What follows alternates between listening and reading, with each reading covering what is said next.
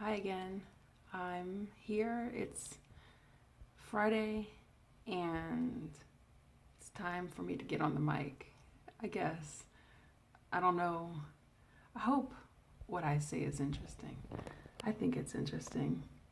I try to stay relevant, so let's talk about relevant things. Um, I guess everything that I think about, that I feel could be interesting, is like stuff that has to do with political things. I guess because I've been spending a lot of time watching political things, and really they've just been full of shit this whole time. Like I'm trying to understand names. I'm trying to understand relationships a little bit deeper. Like Trump with Jerusalem, it's all nonsense. It's like you have all these people in the UN, right, who are saying, "Oh, well, not declaring Jerusalem as the capital of Israel is the way that we've been keeping the peace between Israel and Palestine." But that's nonsense because it's just kind of like this gray limbo thing. And my opinion about Palestine is that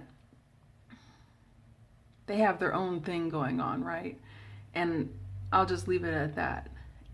But Jerusalem isn't part of their situation. So for people to say that the key to peace in the Middle East is to keep Jerusalem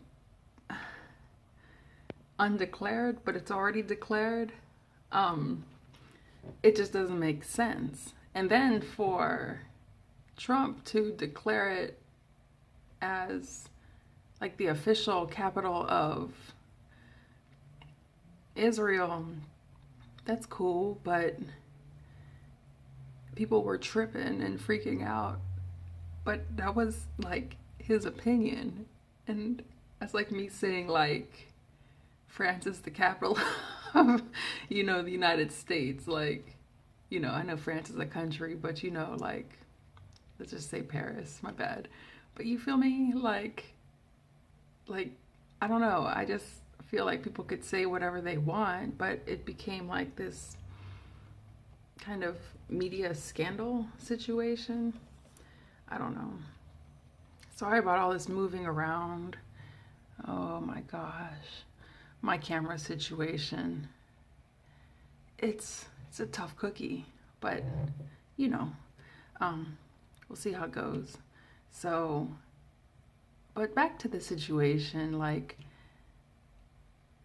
um,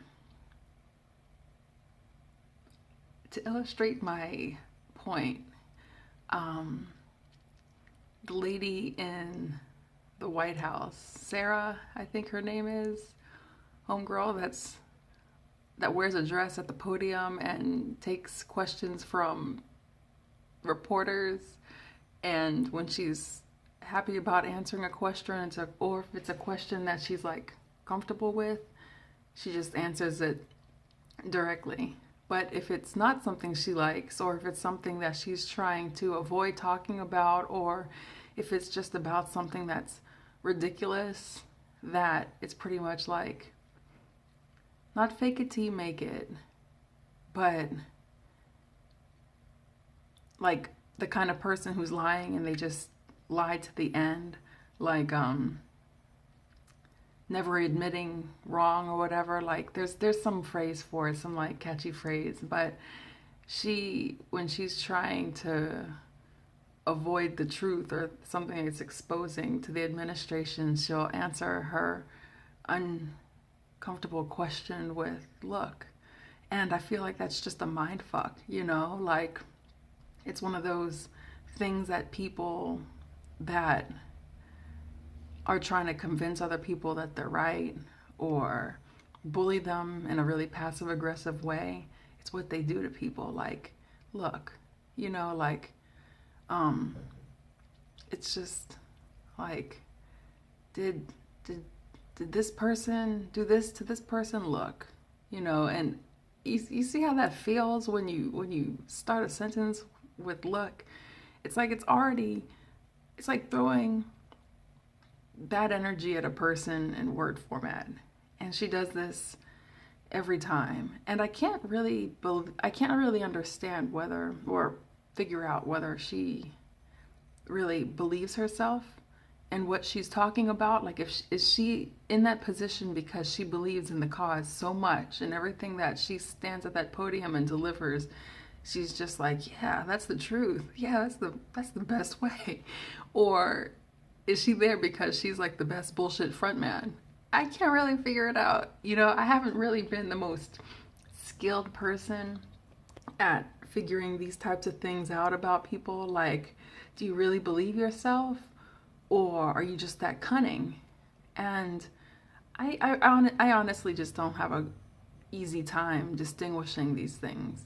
Or at least I try to just leave it to a point where, unless I completely know something, I don't know.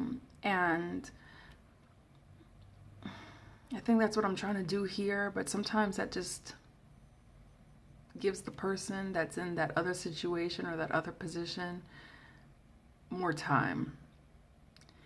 So, which leads me to net neutrality. I mean, adios, but that's cool. Like, it's not the first time, and everything is so full of propaganda and mind fuckery and mind control shit, and that's no secret. Like, on the mild end, it's like human psychology, and on the far end, I don't even know, space program, I guess, like secret space program. That's cool. Like, it's funny that people are complaining about net neutrality, not net neutrality, but the 22 million spent on this CIA project. But we spend billions on wars every year. That's all our money. So who cares about 22 million more? Like, it's the same as the net neutrality thing. Like, yeah, it's going to be it's fuckery for sure. But, I love this country. Don't get me wrong. Like, I really do. And most countries have their own fuckery going on. And that's that political shit and wars and all that kind of stuff. So, for a little bit more to get added, like, I kind of lost my point, but it's all the same point to me. Like, the political agenda, the agenda of, why are we in the Middle East? Oh, we got to stop the bad guys. Yeah, the bad guys are rolling around in our Humvees with our military equipment that we sponsored them with. So is it like that shocking? Like, is any of it that shocking? Like, there's two teams here, right? There's the one that's fighting for their stuff, and then there's the B team. And there's some all-stars on the B team, trust me. But, there's some stuff that goes on that isn't the way that it's presented to be. And I'm okay with that, Back to what I was saying about, like, I really do love my country, or this country. I love the United States. I like our history, like, some of it, maybe half is good. And, the half that is good is real cool. And, we Americans tend to fight for what we want, the B teams of us, and for the most part, we stick together, like, even with politicians and stuff. They're obviously the part of the A team, but we come together, and I think that's, symbolic of the way that Americans are. Like, we might not like each other or something like that, but it's kind of like family feuds, I guess. I don't know. Sometimes. But what is it, Roy Moore? Something more down in Alabama, who got accused of inappropriate underage sexual situations, and yeah, heard some stupid things coming out of people's mouths about that down there. And the president wasn't far from it. But then again, he's in the same situation, so why is he going to condemn somebody else? Just like the NBC guy and Bill O'Reilly, like, you know, tough call there. Trashing this dude while the allegations against you are brewing, and, you know, so the president's not going to do that. He probably learned his lesson from watching that situation. So everything is just kind of flying around. Weinstein, man. I think that's why a big part of our culture is hypersexualized right now. Women naked and fucking all over screen and titties out, and, you know, like the Salma Hayek situation. Frito is a really good movie. I believe her. And all these girls fucking, and why there's a certain look in the media. It's because the dudes that were in this situation of power like the way that these type of girls look. So that's why you see them everywhere, because those are the girls that they like fucking. Just to be blunt about it, you know? And I'm glad that that era is coming to an end, you know? Like, I'm glad that that little nook of Hollywood and political royalty is kind of getting shuffled around, you know? I think it opens up an opportunity for some good change, because, you know, I like things to be equal and fair, right? Equal and fair. So, but for the most part, things aren't too shabby. I mean, look at things in perspective, you know, like, look at everywhere right now. And maybe Americans are to blame, I don't know. But everyone has their own thing, so I really don't think that, to tell you the truth. But it's just a situation. It'll pass, and everything will be all good, because you can only be shady and full of fuckery for so long before you get exposed, unless you just decide, like, with integrity what you're doing. That neutrality isn't about integrity. Modern day slavery for tallest buildings isn't integrity. All that is just uncool. Unless you're trying to do something about it, you know, if something's messed up and you're trying to work it out, that's totally, like, different.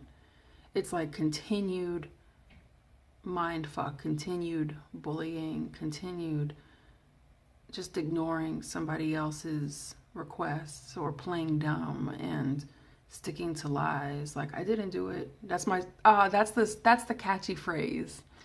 That's my story and I'm sticking to it. That's the catchy phrase when someone's so full of shit and they just lie to the end.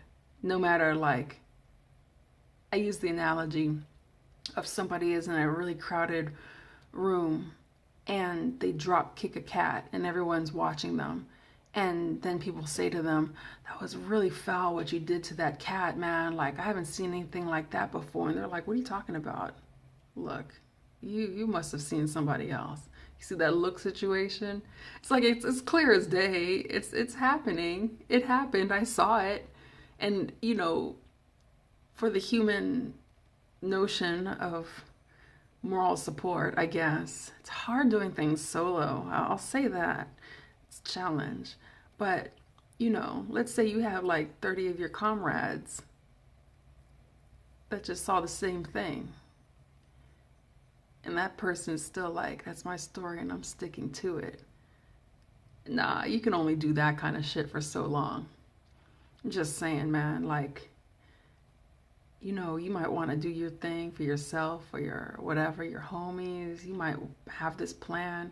But if you're committing like direct fuckery, intentional fuckery, I don't want to even see it. I don't want to be near it. I'm just gonna go back to my nest, and you know, this is my nest. Let me just go home in peace, and I'll just play my games, do my work, draw my draws. But I don't want anything to do with that situation. You know what I'm saying? Like, just leave me out of it. That's my story, and I'm sticking to it. Oh, I think that's a good video title. That's my story, and I'm sticking to it. Political edition. And on that, I'm out. And again, I'm sorry for the shaky camera. I'm working on it. So that's all I can say. Thanks for your patience, and I'll talk to you later.